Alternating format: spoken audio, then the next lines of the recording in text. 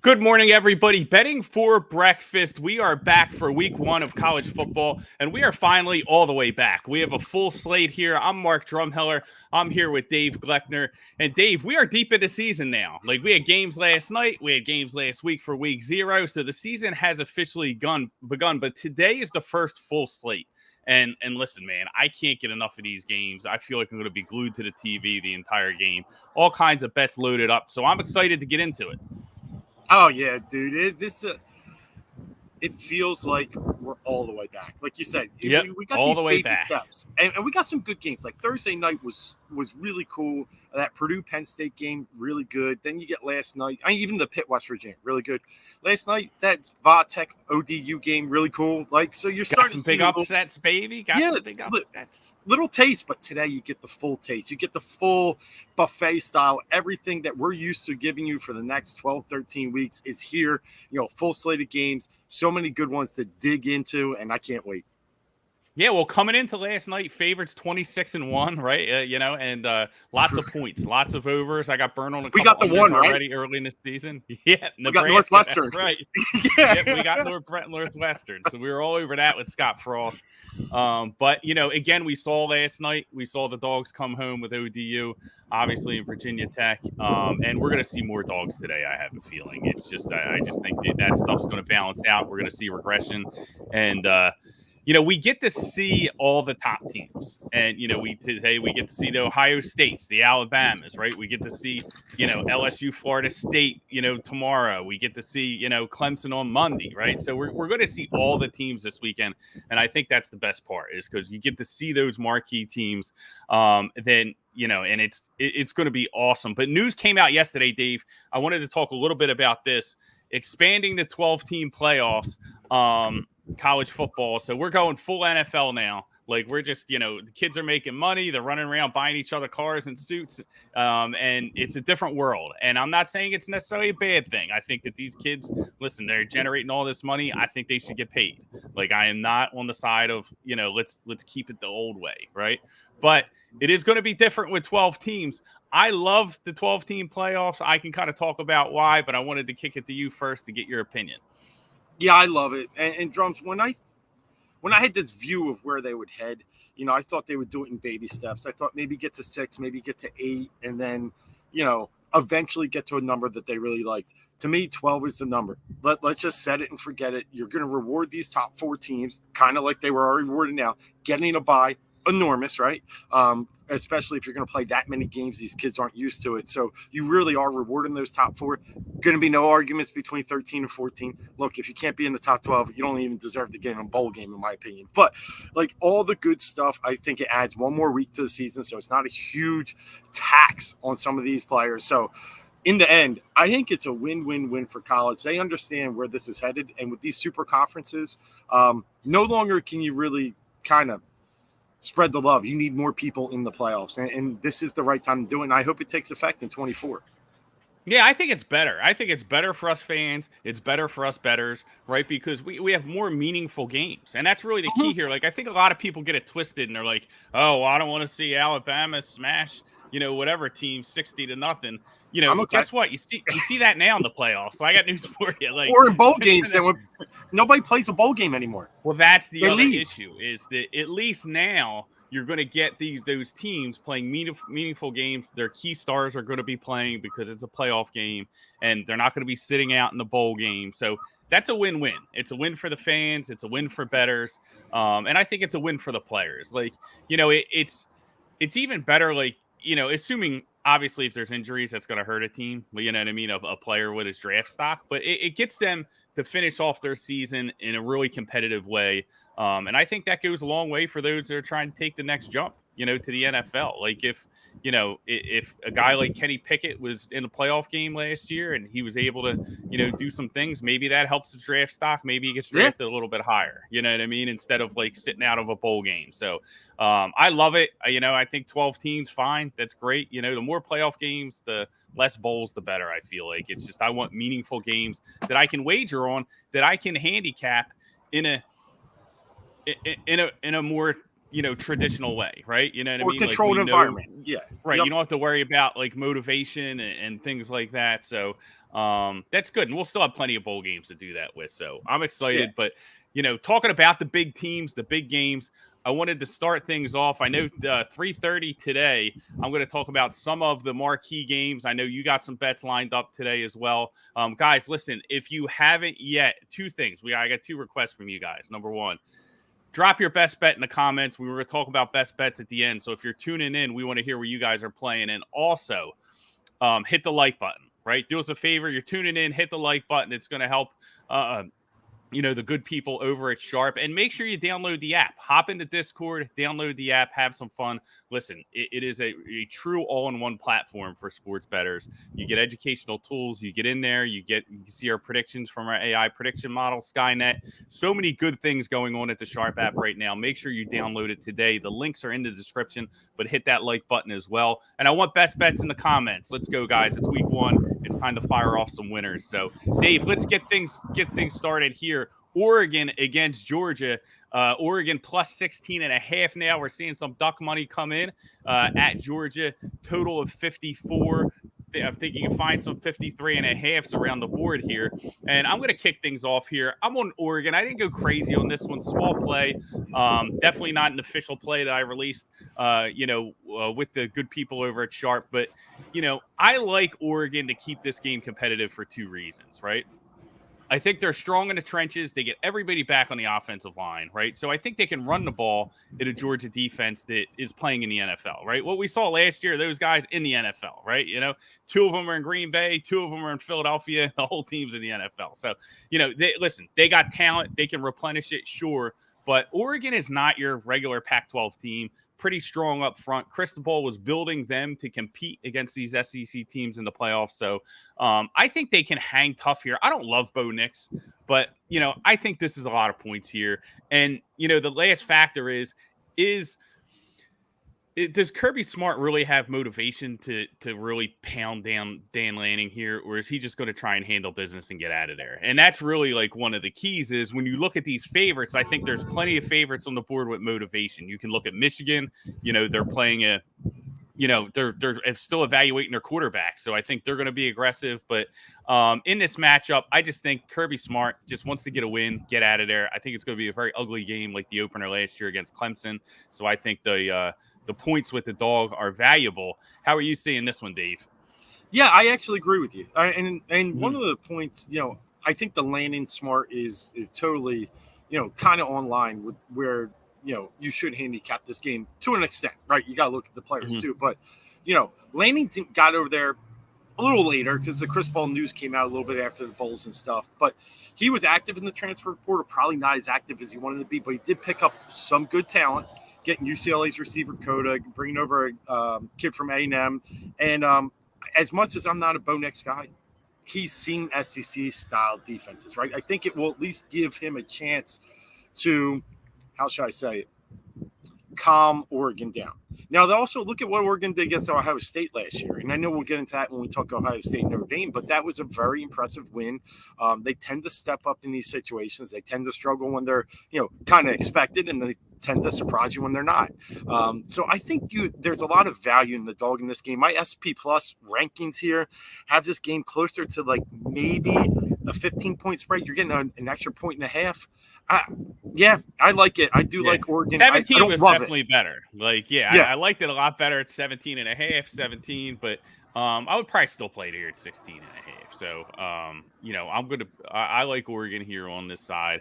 I think they're the matchup here. So, it's going to be a good game. It'll be interesting to see, you know, again, Georgia's motivation and how they attack this Oregon team and what we see out of Bo Nix. You know what I mean? I mean, Bo Nix obviously trying to, you know, turn the page on Auburn. We know he's fell short of expectations there.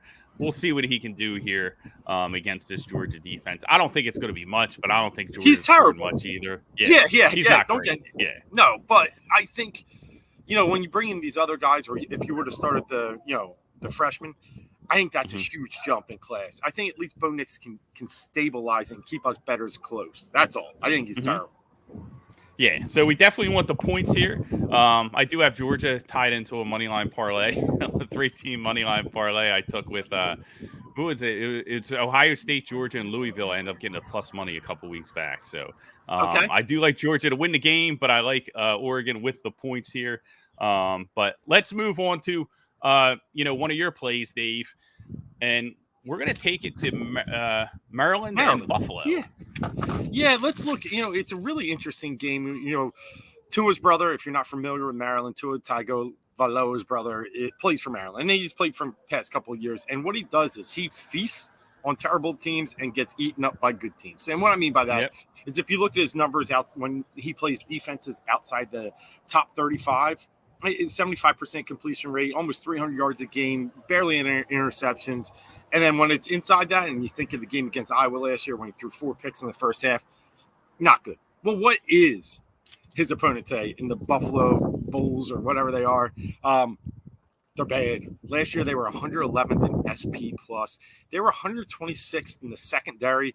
I think today, there's a lot of good things that Tua, if you want to call him that, Ty Lua, can really focus on and attack. He's got 3 great receivers. I mean, Raheem Jarrett was great last year as he stepped up in the role once Demas went down. But Demas went down early, and he had a great spring. He's back, and he's starting today, a guy that averages almost 20 yards per catch. And then they brought in a kid from Florida, Jacob Copeland, who actually led Florida in touchdowns and receiving yards. So he's got 3 great – and he's got another one but anyway, he's got great targets to go to. I think he's going to eat Buffalo alive. 24 is a lot, don't get me wrong, but this is a Maryland team.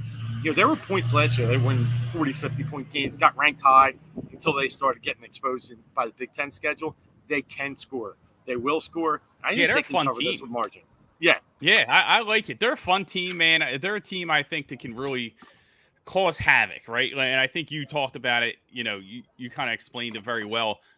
They're not going to contend, right? You know what I mean? But because of their explosive offense, they create interesting matchups even when they play tougher teams, right? Because they can jump out on you early. And I think that, they are a front-running team if they can make explosive plays against some of these Big Ten teams that they'll see a little bit later in the schedule that don't have that offensive firepower, right? That's not in their DNA. So it gives them opportunity to kind of jump on them early because of just how they're built and how contrasting their style is from the other Big Ten teams. So I like Maryland. I think they're a fun team, man. Like they're a lot of fun to watch. So and I agree with you. I think they can run it up here against this Buffalo team that, I think is going to have a real tough year. So take Maryland and lay the points in that one.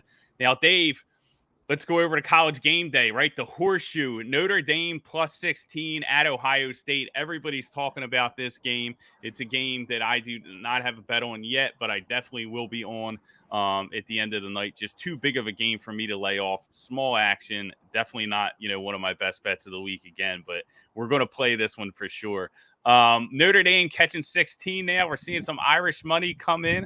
It was up around 17 against Ohio State, the most explosive offense in college football. They have the receivers. They just roll them in, Jackson Smith and Jigma and everybody else there. Marvin Harrison Jr. It just doesn't stop. CJ Stroud, obviously a Heisman candidate, one of the top 2 quarterbacks in the country. We have a total here of 59. I know some people like the under in this matchup. How do you see this one playing out? So, I mean, there's, again, going back to last year when Ohio State had a similar out-of-conference big game early in the season, they came up flat. I think they can learn from that. And I think if you also look at how they ended last season, I mean, the win in the Rose Bowl, huge, but really looking at that Michigan came up flat in a big situation. I think, again, Ryan Day can use a lot of those tactics and use that as motivation. I think they're by far, even though you're talking about the number 2 versus number 5, they're by far the more talented team in this game. Marcus Freeman, Notre Dame's new head coach, obviously he's had some experience on the sidelines there, but not wearing the headset. Coming into playing in this type of environment with a new quarterback, Tyler Buckner, I think. I think there's just a lot for Notre Dame to overcome here. They tend to get, think about when they step up in class versus Alabama's. The lasting memory is they just get smashed. And I think Ohio State has a message. I think they're going to deliver that message today. As much as I've seen some money move towards the Notre Dame side, I still like the Buckeyes in this one. I think they are more talented, and I think they have more motivation. And I think they're going to come out to make a statement early. They're not going to try and let what happened last year when they might have been the most talented team happen again. Absolutely. I'm with you here. I'm on the Buckeyes. Listen, I'm going to be on the Buckeyes. I'm going to let this number see where this goes. But I'll tell you what, every year, we forget. That's the problem. We have the summer, we're out at the beach, we're enjoying our, hot weather, and we forget what happened when we were having this conversation at the end of last year. Everybody's like, please don't let Notre Dame in the playoffs. They can't play against the elite teams, and now they're like, Notre Dame's getting 16 against Ohio State, who has the most explosive offense possibly we've ever seen, right? They have the wide receivers. They have Travion Henderson. I got a Heisman ticket on him. I think he's one of the most explosive running backs in the country. This team can score when they want, and they can put scoreboard pressure on Tyler Buchner. And I think that's the big thing. You have Buchner here, and I like Buchner. He's got a lot of mobility. He's mobile. Do some things. I think he's going to be good. But listen, in this spot at the Horseshoe, College game day, I want to say that Notre Dame is 8-12 on game day or something. They have a bad record because, again, they can't really compete. They're not the elite. They're a good, solid program that can win games. But I don't like them here. I think, from a game script perspective, I expect Ohio State to be able to score on this Notre Dame defense that lost a lot of their secondary. They brought some guys in, but they lose Kyle Hamilton, especially the safety position. I think that can get exposed early. And if you're Tyler Buchner, man, and Marcus Freeman, starting your career at the Horseshoe at College game day when this offense is going to be putting up big numbers, and that's just going to be, again, the scoreboard pressure with Buchner having to do too much, taking Notre Dame out of their game, and that's just going to lead to turnovers. It's going to lead to key mistakes. So I like the Buckeyes here, man. I think they just have too much offense for this Notre Dame team, and I think this game's going to get away from Notre Dame early, and it's going to kind of spiral from there. Not saying that Notre Dame's not a good team. They're not going to have a great season. Can they, if it was a 12-team playoff, would they be in there? Absolutely. But I just think that there's a gap here between these two teams, and I think it's going to be pretty prevalent. And I love the point that you brought up. Ryan Day needs to start the season if they're going to work towards a national championship to kind of show his dominance. They can't come out flat. They brought Knowles in from Oklahoma State to kind of sew up the defense.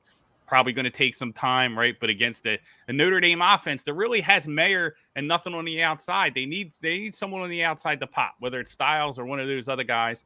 I think there's just not enough weapons, so they can kind of converge on Mayer. He'll get his action, but I think they hold him in check.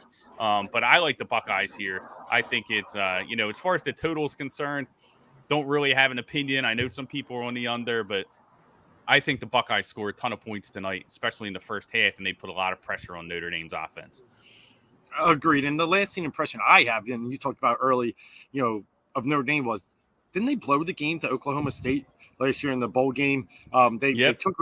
They were down big, came back, took the lead, and then eventually blew it. And this is a pass defense that, if it hasn't gotten better, and it had Hamilton, a first-round NFL draft pick, it's trouble today, because even Florida State, first game of the year last year, hung almost 40 on them. It's not a great defensive secondary, so it's got to get better quick, and today's not the right day. Yeah, I don't think it is, man. And I think this spread's warranted, is kind of what I'm saying. I think there is this gap between these two teams. And when you look at, we talked about Maryland, right? How Maryland can sneak a team that might not have the offensive firepower to kind of punch back in the Big Ten if they get up on them early. I think you see the same thing here. I think Ohio State at a much different level, can really put up, 3 touchdowns in the first half, right? And is Notre Dame going to be able to kind of answer that? I don't think so. And I think as they try, that leads to sacks, that leads to turnovers, that lets Knowles pin his ears back, go after him with Sawyer and some of these other guys that they have that are going to be much better on defense. So I like the Buckeyes here. Maybe I'm biased. Listen, I got a ticket for them to win the title. I got a ticket for Henderson to win the Heisman. So, I think that they're the best team in the country this year. It's obviously going to come down to them in Alabama, but I think they show it here against Notre Dame, who just has a history of struggling to kind of step up against these elite teams. So, That's awesome. But let's listen, guys. If you guys have bets, you guys have plays, we want to hear about them. We got about 10 minutes left. We're going to get into our best bets. And then, if you guys have any comments or questions, load them in the comments and then we'll hit them after our best bets. But let's get into that, Dave.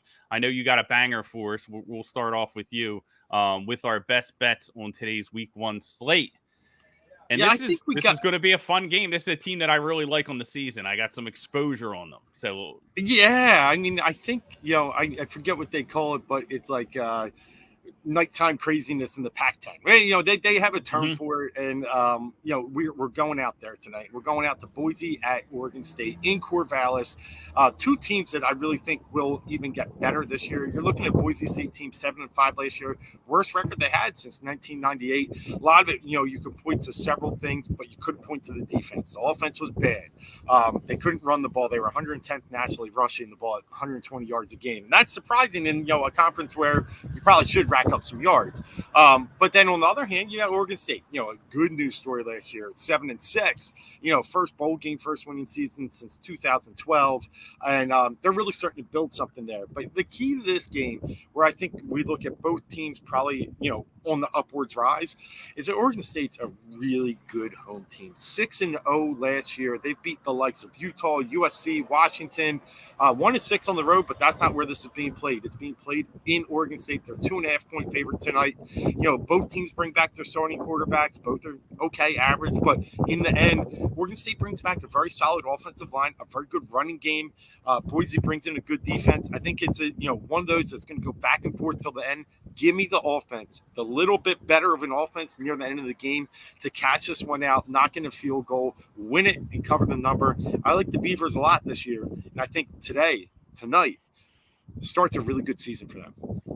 Yeah, I think so too, man. I think they are a sneaky team in that Big 12. They can be competitive with a lot of those guys, and especially at home, man. They are dominant at home. Like they are like it's that's where we got to push our money in when we get the Beavs at home. I think the Big 12 is going to be a lot of fun this year, Dave. Oh, the Pac-12, yeah. The Pac-12, I apologize. Yeah. No, I think it's going to be a ton of fun. I mean, I could see, we talked about it, earlier in one of our shows in the preseason, but I mean, yes, Utah's favorite. Yes, USC's favorite, like kind of co-favorites up there.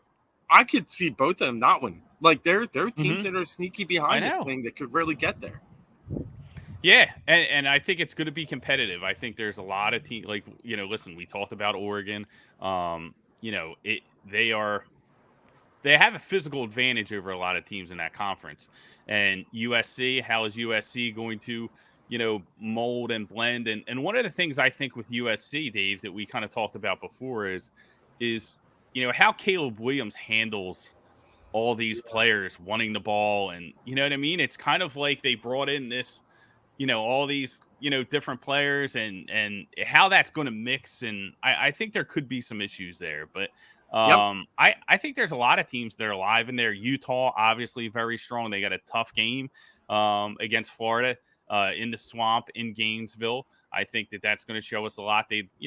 We'll see how their offensive line looks against that Florida defensive front. I think that's going to be a key in tonight's game. So that's going to be a good one. So best bet, we're on Oregon State. We're on the Beavs at home tonight. The Beavs. Yes, we are. I love it, dude. And listen, nothing better than Pac-12 football. So, I love them matchups. Yet the Pac-12 after dark, it gets no better. Dark, that's it. Yep. It's the best way to cap off your Saturday, man.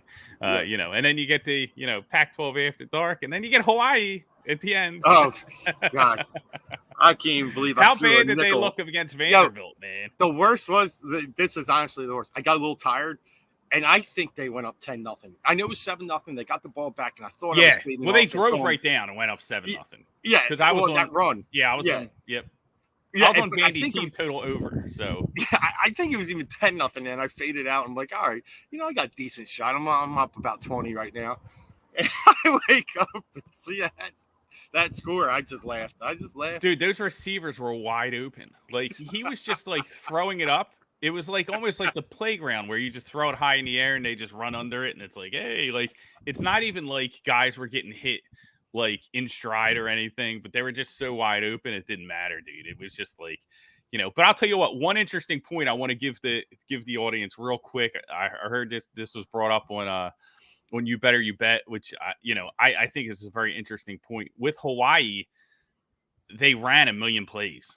They ran they brought in Schumacher from Eastern Washington, which was one of my favorite offenses. I'll be excited to see what Cam Ward does. Like some of those FCS teams have some really good players. Like Cam Ward is over at Washington State now at Wazoo. Like I think he's going to be fun. But Eastern Washington, Eric Bier, for those who were watching this when we were going through the USFL this year, he got some play with the Michigan team with Jeff Fisher and was able to make some money for us there at the end. But that Eastern Washington offense was wild. And Shoemaker comes over, and you can kind of see Hawaii ran so many plays at such a high clip. And what did we see? They don't have a defense at all. Like the defense, we knew kind of coming in, they lost everybody, right? Everybody wanted to get out of Hawaii. We knew that would be a pain point. That's why I was on the Vandy team total over. But that's a defense that's going to let up a lot of points, and you have an offense that runs a million plays. So there's just going to be a ton of possessions in those games. So those late night Hawaii overs that we all kind of laugh at when we're chasing might not be a bad idea. It might not be a bad idea at all. So interesting stuff with Hawaii. It's going to be a program to watch. Finding those things, gives us the ability to kind of make a little money and pick some spots early in the season. So listen, if you guys watching. They got WKU, that's what I mean. Yep. It's going to be some points, man. You're going to see some fireworks. So I might be on that over late at night. We'll see how today's go the slate. Guys, listening, we got about 5 minutes left. Hit the like button if you're watching. Drop us some comments, man. If you got some best bets, dude, we'll definitely talk about them before we get out of here. Absolutely. I'm going to wrap up with my best bet. This is one that I did release to Sharp. The number's a little different now, right? We're not getting it at the number that I released, but I still like it, and that's Clemson. Not today, obviously it's a Monday game, but it's I think my best bet on the board here against Georgia Tech. When you look at these two teams, there's just a massive gap in talent, and Georgia Tech, has a ton of turnover on their offensive line. They got a transfer from Alabama that's coming in to play left tackle, but they lost, I think, 3 starters on the offensive line. I think the number is up to like 22.5, 23 now. I think it's still good. Lay the points here with Clemson. When we look at the history, last year when they lost 14-8 when Georgia Tech lost to Clemson 14-8, that was the first time that really the alarm bells rang, that we were like, something's wrong with this Clemson offense. Like, what is going on? Because they beat this team into the dust every other year. Like the year before that, they beat them 73-7. Like they just dominate this Georgia Tech team consistently. So I think coming out in week 1, Dabo trying to close the door on last season and show that like, hey, we're past all that. I think he does everything he can to run it up here. I think that, the matchup between the Clemson defensive line, which is like, guys that can play in the NFL, against this Georgia Tech offensive line, I don't think Georgia Tech, I wouldn't be surprised they get shut out, but I definitely don't think they're getting a 10. I think if they get 7 or they get 3, that's probably it. So that means you really only need to get into the 30s with Clemson, and I think they can do it against this Georgia Tech defense.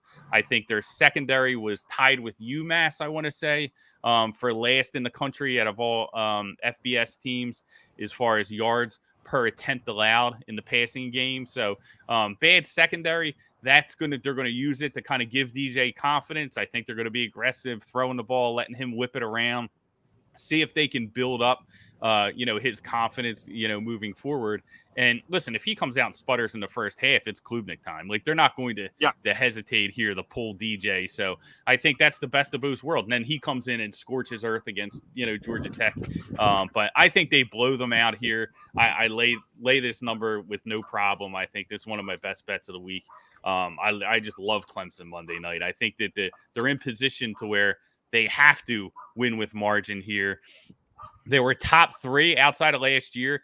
Before the previous 3 years, they were top 3 in margin of victory. So the Dabo has, the history of just beating teams into the ground when he can and bullying them around. So I think he runs it up good here against Georgia Tech. I like Clemson, lay the number. I think Clemson, we talked about the playoff teams. I think if they can figure out the quarterback position, if they move to Klubnik, if I'm not confident DJ is going to have it this year, but if he doesn't, they move to the kid. I think they can still make some noise and get into the playoffs. So love Clemson in this spot on Monday night. Great pick. I mean, I'm probably one of the higher ones on Clemson this year. I've been consistent throughout our shows. I have tickets on them to make the playoffs, plus money, to win the ACC, minus money. But they, in the end, I just think this is a rebound year. But more importantly, the ACC is still bad. So, and when you don't get, there's a few things Clemson can trip up against Notre Dame.